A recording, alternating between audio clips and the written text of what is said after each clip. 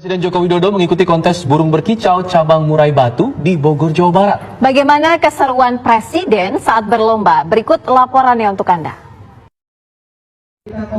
Presiden membawa burung jagoannya untuk bertanding di cabang burung Murai Batu untuk kelas BNR. Presiden menggantung sangkar sang murai batu miliknya di tiang nomor 36. Ini adalah untuk pertama kalinya Presiden mengikuti kontes burung berkicau.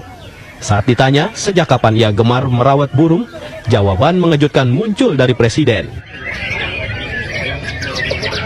Sebetulnya yang seneng, yang sering beli itu Bu Jokowi sama Kahiyang, saya hanya penikmat aja.